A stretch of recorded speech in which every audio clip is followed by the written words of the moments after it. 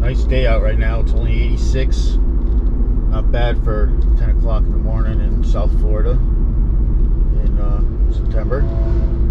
This is an extremely hot 392 2022 in Snazberry Pearl Coat with 4,106.66 miles right now.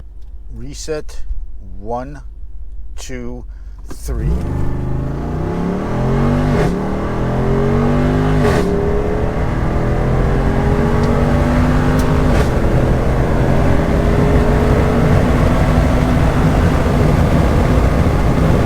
It's a handful.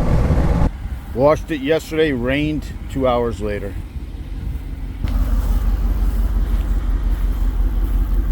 Love this vehicle. Gotta watch where you're walking down here though. Always look down, man, when you're walking in Florida. You always have to look down. Stop here by this swamp. Like poison ivy? Have some poison ivy. So now I've had this vehicle for 41,487 miles and 18 months. My daily, I use it for work, I use it to play. I've taken a few long distance trips, 4,000 miles or so each. It's been in the swamps, it's been in the East Coast mountains, and I've had a lot of fun with it. I've done all kinds of things as far as playing with different aspects of it, the brake torque function, the off-road plus function. Spent a lot of time in off-road plus, all different types of terrain, and just to see what would happen. The one thing that I really didn't spend a lot of time with was the flappy paddles and the manual mode for the stick. And I have cars with manuals and motorcycles. Even when I was doing all my brake torque testing and stuff, I never used the flappy. So the last few weeks I've been playing around with these paddles and with the manual mode to see how things go. And the first thing off is there was a huge delay in the paddles to when it upshifts. I've bounced off that limiter a few times, especially in first gear. Stick is a little bit quicker, but even then it's not an instantaneous shifting, not like a real manual. A few things that I've noticed with the manual mode: when you're in off-road plus and you're in regular 4-high auto driving down the road in off-road plus now, and you nail the gas pedal from a stopper driving, you get those nice braps on the upshifts. Straight dig, 1, 2, 3. 30, 50, 75. Shift points 30, 50, 75. When you are in regular drive mode, not in off-road plus, but regular drive mode, no matter how hard you nail that gas pedal, you don't get those upshifting braps in between. You have to be in off-road plus, at least in this vehicle you do.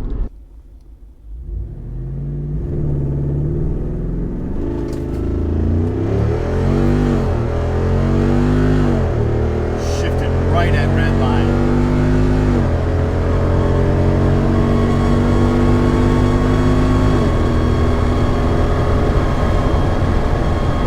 But in the manual mode, using the stick, I've been able to get those braps by getting high in the rev range and shifting it and getting it to shift when it's up high in the rev range, like 4 or 5 up in that area. But it's really hard because the quickness of the shift doesn't always seem to be the same. In other words, sometimes it rises way faster than you think it should. In other words, I'll hit the paddle and it won't upshift for what seems like an eternity, and then you bounce off the rev limiter.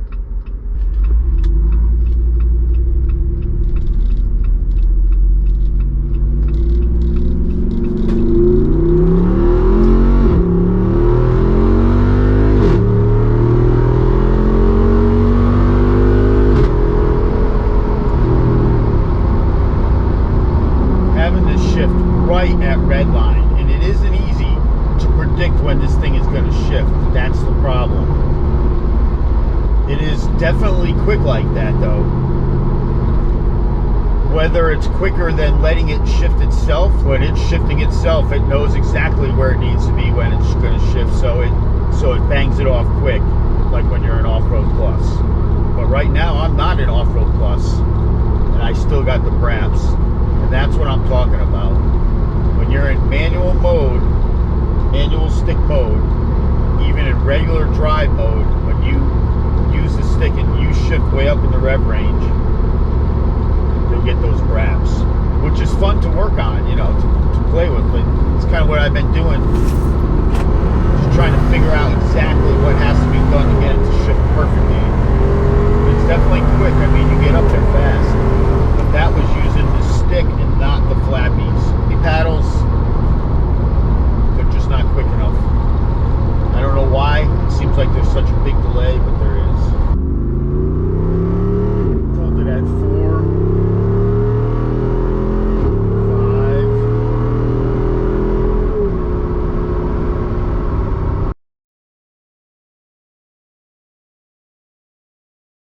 5. Would you daily drive your 392? I love it. It's the best decision I made. Gas-wise, it's a hog. I knew that coming into it.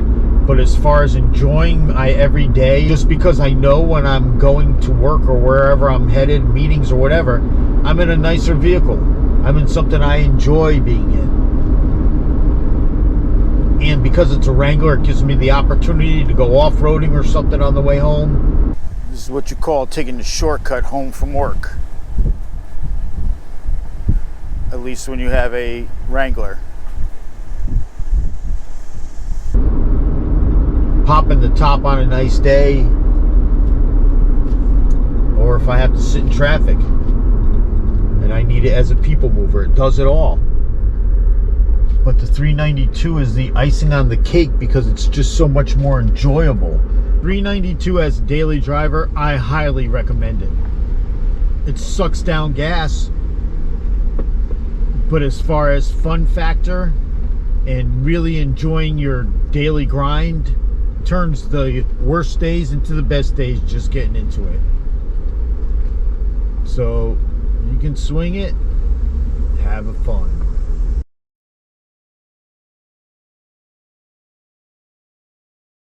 I think there's some misconceptions about this Jeep though, as far as what it is and how it feels to drive it. If you're, you know, coming from somebody who has other cars and vehicles, and if you're expecting like 470 of tire smoking mayhem, you're misplaced, I think. And the reason for that is the vehicle has all-wheel four-wheel drive. So when you ramp up that 470 horsepower and 470 pound-feet of torque, you're putting it through 4 tires. In this case, it's 35s. When you go for a taser, get into two-wheel drive, you can light up your tires all you want, if that's what you're looking for.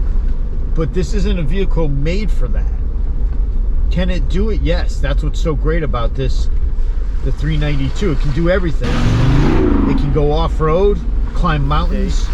It can burn up the tires, go convertible through the woods, you know, and can just sit in traffic. It does it all. A 392 as a daily driver, yes. It's 470 horsepower and 470 pound-foot of torque. But it's being put down through 4 gigantic wheels. That kind of vehicle, it doesn't deliver its power in that way. It does deliver a lot of torque down low, but it's delivering it to 4 wheels. On 2 wheels, you're going to have to get a taser and program it in, and then you can light them up like that at every stoplight. Not sure how long everything would last doing that, though. As a daily driver, I enjoy this vehicle. I enjoy driving to begin with, and I spent so much of my time, work time, driving vehicles that I hated being in because I got them for free. They were work vehicles, but still, somebody gives you a car, you don't complain about it. There is something to be said for enjoying the vehicle you spend all day in. Even on the worst day you come out and you're in a beautiful vehicle, an enjoyable vehicle, comfortable vehicle, all the creature comforts you want, but yet I can take it and go climb the side of a mountain. And that's what I like. So on my way home from a job or wherever I had to go, meeting something, I can always pull off into a park or do some wheeling somewhere if something's available. And I like that opportunity. I like that flexibility.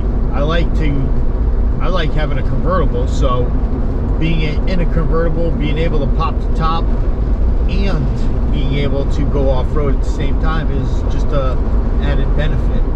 Now I got the windows open. Let's see how any of this came out. Windows going back up. Just the driver's window. See how that works out. Is it going to pick up all the noise, or is it going to pick up me? So I think there's misconceptions about the 392 and the way it delivers its power, and I think some people are disappointed when they get it and they don't. The forte of this vehicle is to be able to climb anything. That's what its goal is. Having the 470 horsepower Hemi is icing on the cake.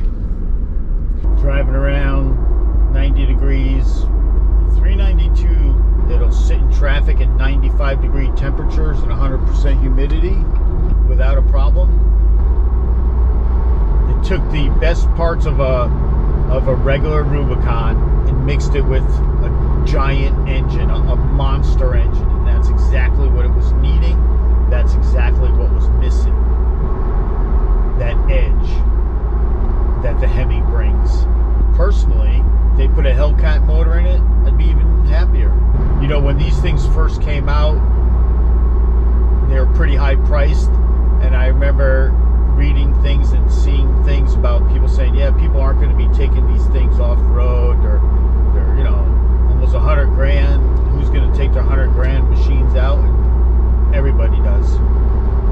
We all do. I've had mine in the mud, in the slop. I've had it up in the mountains in the Carolinas, and I've had it on the roads in between a bunch of times now, and I've enjoyed it every time. It's just the perfect vehicle for me at this point in what I'm doing and where I need to be and what I want to do. So I see no reason to not love it. It's done everything I've asked it to. Typical Florida day. Bright sunshine, raining above you. Here's 392 at K2.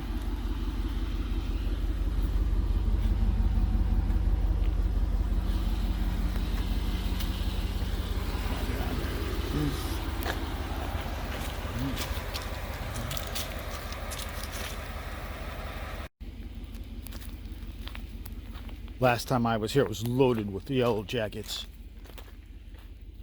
It's a cool place to come and camp, though. Not this time of year.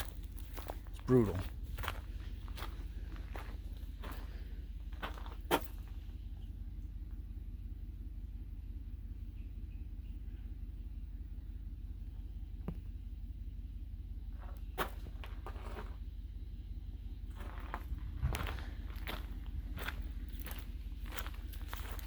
Trail right there.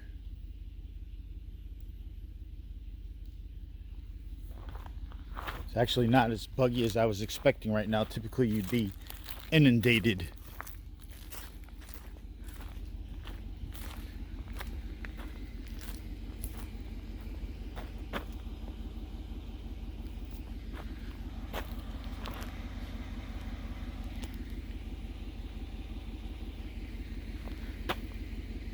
K2.